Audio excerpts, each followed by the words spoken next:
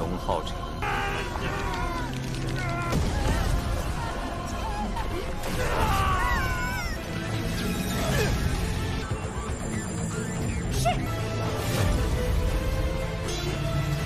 V。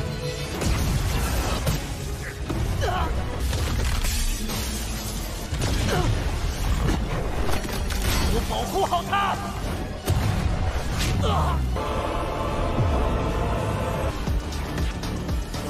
我就差点没处理。 Assalamualaikum semua, kembali lagi di channel Anak Obi. Hari ini aku mau melanjutkan film Donghua Takhta Segel Dewa yang terpopuler. Gimana nih, udah pada penasaran kan sama ceritanya? Apalagi Long Ho Cheng ini akan berhadapan lagi dengan pewaris sang kaisar Dewa Iblis untuk kedua kalinya. Oke, kita gaskan saja ya, cerita di episode 108 ya. Maaf ya Klau, aku langsung menceritakan episode ini. Karena kalau mau dari awal mungkin akan terlambat ya, karena yang lain pasti sudah muncul ya. Guys, aku langsung ke episode terbaru aja ya. Ini dia, di pertarungan Long Ho Cheng dengan penerus Kaisar Dewa Iblis yang terjadi untuk kedua kalinya. Tapi di pertarungan kali ini mungkin akan sulit ya guys. Karena kali si penerus Kaisar Dewa Iblis ini, kekuatannya sudah berbeda jauh dari sebelumnya dan bertambah kuat lagi. Membuat Long Ho Cheng terdesak dan kewalahan. Pasti ada yang bertanya kok bisa ya? Ini semua terjadi karena kemarin tim Long Ho Cheng bertarung dengan pasukan naga kiriman dari sang penerus Kaisar Dewa Iblis itu. Walaupun pasukan naga ini memiliki kemampuan khusus yang bisa menghilangkan energi spiritual mereka, tetapi Long Ho Cheng dan timnya dengan mudah mengalahkan tim naga tersebut dengan sangat ganas. Dengan itu kemenangan berada di tim Long Ho Cheng, tetapi ada satu pasukan naga yang tersisa dan sekarat yang tiba-tiba menggunakan sebuah alat khusus untuk memanggil penerus Kaisar Dewa Iblis itu beserta pasukannya yang lain. Inilah bencana besar bagi tim Long Ho Cheng. Gimana ceritanya Yu? Kita masuk ke inti videonya. Si. Jangan lupa di subscribe, komen, dan share ya. Selamat menonton. Dan tiba-tiba, muncullah sang penerus iblis itu. Dengan kemunculannya yang mengerikan membuat sebuah tekanan yang dahsyat kepada Long Ho Cheng dan timnya. Di samping itu sang penerus itu begitu senang karena bertemu lagi dengan Long Ho Cheng. Rasa malu yang pernah Long Ho Cheng ciptakan padanya dulu, itu akan dibalas hari ini dengan sangat mengerikan. Sekarang Long Ho Cheng tidak bisa dibantu oleh kekuatan dewa ilahi yang seperti sebelumnya. Ia juga kan di pertempuran pertama merekahkan Long Ho Cheng dibantu langsung oleh dua dewa surgawi dan dengan itu Long Ho Cheng dengan mudah mengalahkan sang penerus Kaisar Dewa Iblis itu. Dengan itu semua tim Long Ho Cheng ditangkap oleh pasukan iblis lainnya dan disiksa dengan sangat sadis. Penerus Kaisar Dewa Iblis ini sejak berada di dalam penjara naga, dia sudah mempersiapkan sebuah kekuatan khusus untuk menghadapi Long Ho Cheng. Di mana Long Ho Cheng langsung diikat dengan rantai iblisnya yang menyerap kekuatan spiritual Long Ho Cheng. Penerus Kaisar Dewa Iblis ini ingin membalaskan dendamnya pada Long Ho Cheng yang pernah dilakukan padanya pada saat itu. Semua rasa malu yang dirasakannya akan dibalaskan, dan serangan terus dilancarkan. Tidak ada pilihan Long Ho Cheng langsung memanggil Pri Cahaya untuk membantunya secara langsung. Kekuatan Long Ho Cheng meningkat pesat dan langsung menghadang serangan itu. Bukan cuma itu, pedang milik Long Ho Cheng pun ikut berevolusi memiliki kekuatan yang dahsyat mantap kan. Dan penerus kaisar yang sudah di level 8, sedangkan Long Ho Cheng memaksa untuk menerobos ke level 7 ya guys. Apakah Long Ho Cheng mampu untuk melawannya yang sudah di level 8?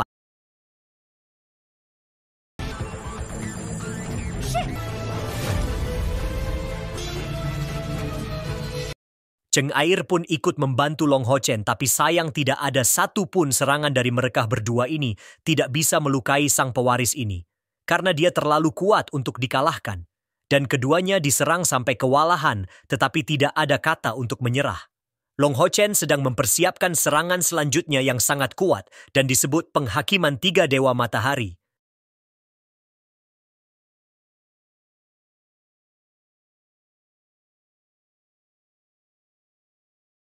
dan serangan Long Ho Chen dilancarkan dengan berbentuk pedang raksasa, tapi untuk penerus Kaisar Dewa Iblis ini bukan apa-apa dan langsung membelah serangan Long Ho Chen itu langsung menjatuhkan Long Ho Chen. Dahsyat ya.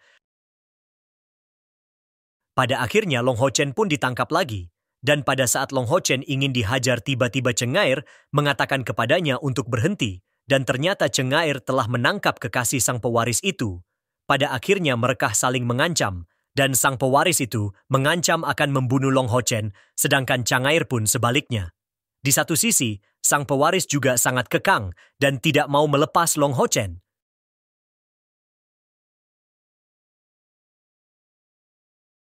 Dan gimana ya guys? Kita semua tahu kalau si pewaris ini sangat mencintai kekasihnya ini. Tidak ada pilihan dia pun melepaskan Long Ho Chen tangannya, bahkan dunia domainnya pun dihancurkan.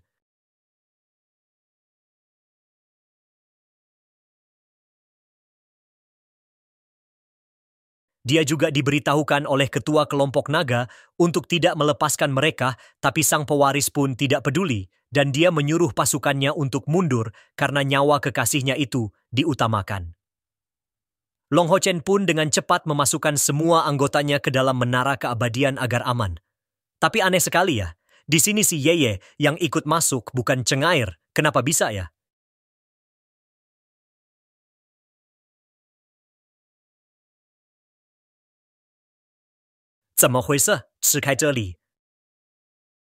Ternyata tiba-tiba Cengair membangkitkan kekuatan ilahi dan Long Ho Chen pun bertahan untuk membantu Cengair menyelesaikan proses kebangkitan dewa ini dari serangan si pewaris ini.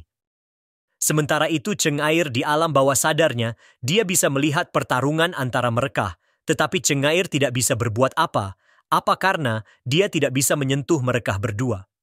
Jadi ini seakan-akan itu hanyalah tubuh rohnya saja ya, guys. Cuman bisa melihatnya, tapi tidak bisa membantu sama sekali. Dan Long Ho Chen terus berusaha bertahan dan melindungi tubuh Cengair dari serangan sang pewaris itu. Bahkan amor perisainya diberikan pada Cengair, sungguh pengorbanan yang luar biasa ya guys.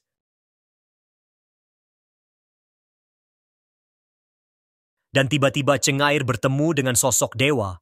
Dan dewa itu berkata, ini adalah kebangkitan dewa sebagai keturunan takdir, dan proses kebangkitan ini akan membuat Cengair memiliki tubuh dewa. Namun dalam proses membangkitkan dewa ini, Cengair akan menjalani proses yang sangat sulit dan sakit dan tidak boleh mundur. Sebuah portal pun terbuka, tidak ada kata ragu Cengair pun langsung masuk.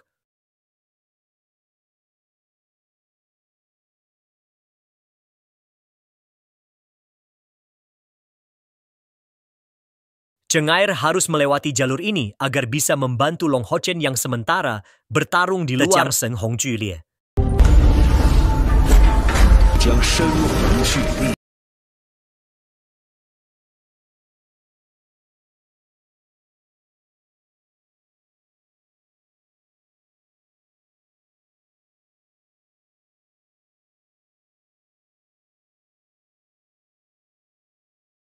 Long Ho Chen terus diserang oleh sang pewaris, dan serangan Long Ho Chen serasa sia-sia saja, karena selalu dipentaskan oleh sang pewaris Kaisar Dewa.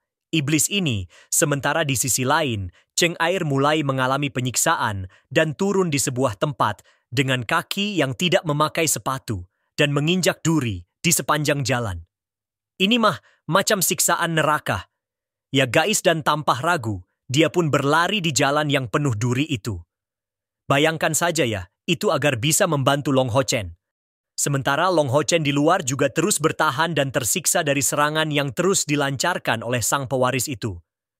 Sampai sayap Long Ho Chen dipotong oleh sang pewaris, setiap kali sang pewaris mencoba menyerang tubuh Cengair, pasti selalu digagalkan oleh Long Ho Chen.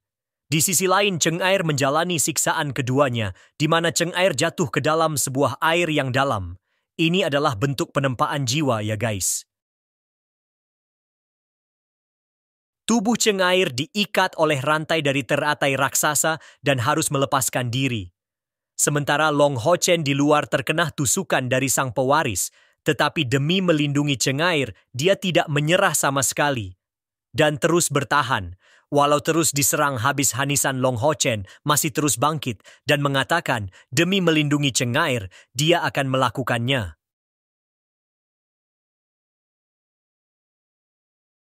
Dan Long Ho Chen pun mengatakan, tak akan kubiarkan iblis sepertimu menyentuh Cengair Nihimah.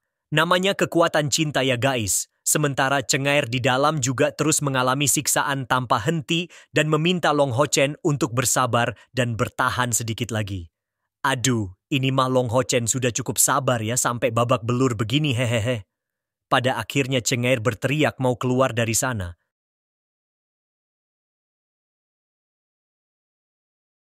Dan pada ujian ketujuh dan ujian terakhir Cengair bakal mengalami ujian yang namanya sakit cinta, yang hancur di sini. Cengair dibuat teringat akan masa lalunya, dari awal tim mereka terbentuk dan juga memorinya bersama keluarganya pun diingat. Apalagi tentang Long Ho Chen dan dirinya itu semua diingatkan kembali, membuat Cengair sampai menangis.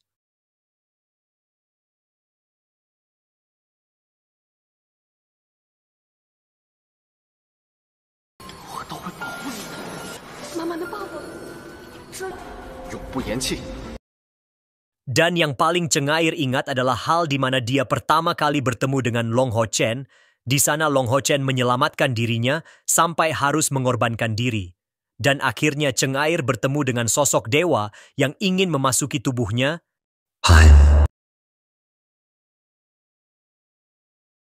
Ketika Long Ho Chen akan dihabisi tiba-tiba, V muncul dan mencegahnya dan dia sudah menyelesaikan 7 siksaan itu.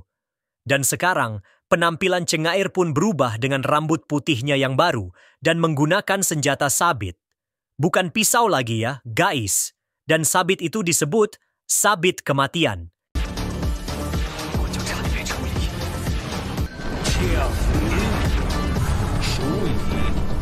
Mantap ya, jadi negeri kali ya.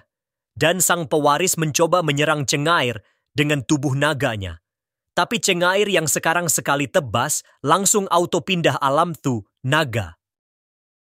Ditebas dengan ganas naga itu bagai dia sedang mencincang ikan ya guys menjadi kecil-kecil. Di samping itu, sang pewaris juga terluka karena dia terhubung dengan naga itu. Guys. Satu tebasan susulan membuat sang pewaris langsung terjatuh. Wah, ganas ya.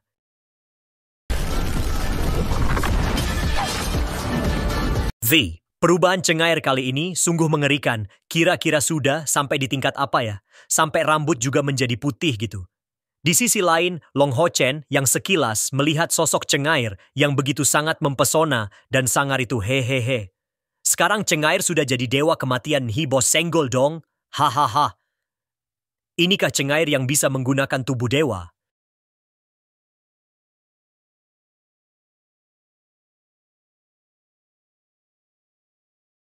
Dan dia juga sudah dianggap sebagai penerus dari dewa juga kan? Long Ho Chen kan? Pernah diakui sebagai penerus dari Dewi Cahaya Tu. Tetapi kenapa dia tidak bisa menggunakan kekuatan Dewi Cahaya? Ya coba ditebak. Atau jangan-jangan Long Ho Chen belum melewati siksaan seperti yang dirasakan oleh Cengair ya? Ayo mari kita lanjutkan apa yang terjadi selanjutnya ya di episode 109. Ya ini bakal seru, jangan dilewatkan ya.